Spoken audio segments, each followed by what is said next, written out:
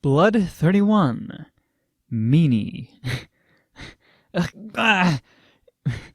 During class, I felt nauseous and hastily covered my mouth. Because I've been throwing up all the time recently, Goshijin-sama has been muttering things like puke girl all the time. I don't want to be called something so disgraceful. Sophia, is it happening again? While I'm desperately trying to hold back my vomit, the prince-like Waldo's face shows up right in front of me. That's when I reached my limit.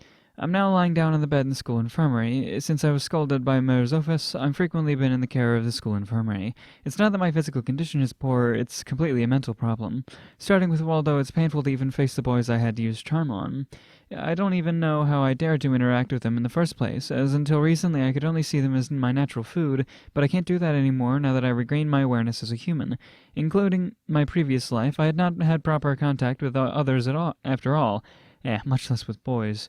I've already crossed the line, so even I am wondering what I'm saying myself, but this is something I cannot avoid. The me at the time could only see them as things. I had no awareness of them being people. I used charm in them as brainwashing, and I treated them like things. Even if I do say so myself, I'm the worst. Because I've realized that, I've been completely avoiding them. The charm skill in the set of vampire skills, unlike the standalone charm skill, is not actually that powerful. The reason why I was able to completely control them was because there was just such a big difference in status values. However, now that I've stopped charm and am keeping my distance, they should be regaining their consciousness. Several of them have been able to separate from me already. Yes, several of them. The problem lies with the ones who are still trying to get involved with me despite being cut off from the charm. Waldo is one of those. I don't know what his aim is, but just by getting close to me I get anxious, so I wish he'd stop. Just when things are starting to settle down, when I no longer seemed likely to be vomiting, Goshijin-sama dropped a bomb on me. What the heck? The destruction of the world? And how to stop that? Even if you suddenly tell me about all that, what are you asking me to do? I really don't have time for all that, so if you suddenly disclose a big problem on me on top of that, to me on top of that, there's nothing I can do about it. The Divine Word Religion is certainly something I've thought about. If not for the war with Divine Word Religion, my parents would never have died. However, if you asked me, they would have been happy otherwise. I cannot give an immediate answer. I recall Marizofis' words. Then I wonder to myself, would my parents be proud of me as I am now? The answer is no. To them who are human, my way of life as a vampire is definitely not something they could accept. Then, if that war had never happened and I had been living with my parents still, what would have happened to me? Would I have been able to hide being a vampire and been able to live like a human? I don't know. This is just a hypothetical argument after all, and with my meager imagination and not a single idea of such scene comes to mind. And no matter what I imagine, all I can come up with is my guise as a vampire. At the end of the day, the truth of me being a vampire won't be overturned. That it won't overturned is undeniable. There is no other way for the current me other than to be a vampire, something that I've accepted deep down. To put it bluntly, if I was asked whether I can still return to being human, I could never assent to that. If the system goes away, my skills should also be lost. At such a time, my vampire skills would also be lost. Then I would no longer be a vampire. I would become a mere human. No thanks. That would no longer be me. I'm a vampire, so if I'm not a vampire, then I'm not me. However, the system is not destroyed, then the world will end anyway. If the world ends, then I'd be dead too. Either I die or I stop being a vampire. That's not really a choice. What can I do then? Due to lack of sleep, my consciousness has become dim. Even though I have faint resistance, there's still limits. Thanks to sense of pain nullity, I can ignore my bad physical condition somewhat, but since blood is mixed in every time I vomit, it's certain that I perforated stomach. Even if I say so for myself, my brain is totally gone to mush. I want to drink blood.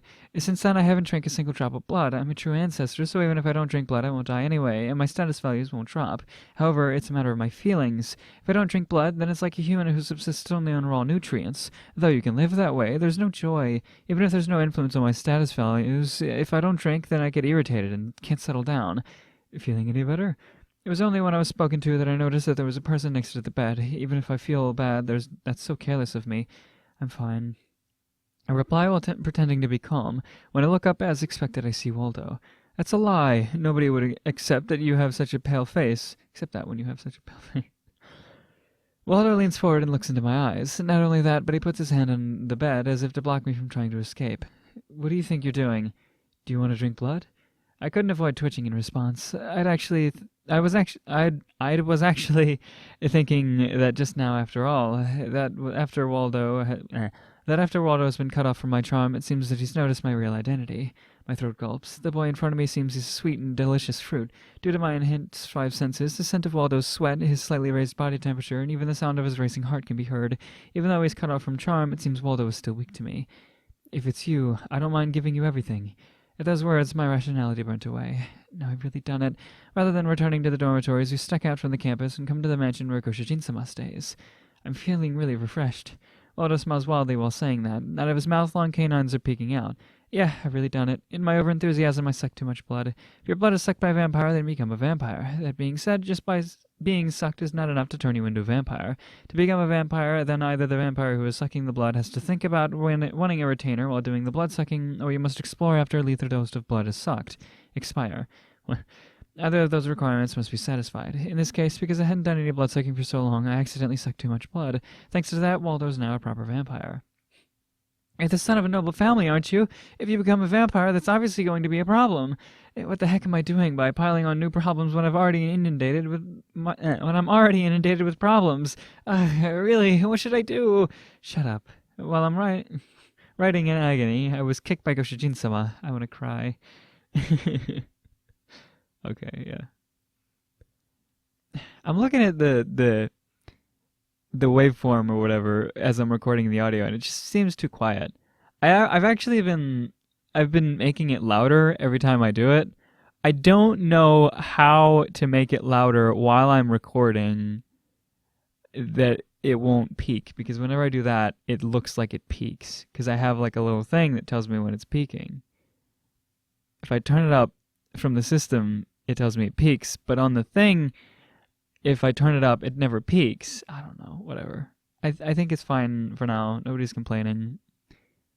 Also, there might be less background noise. Maybe?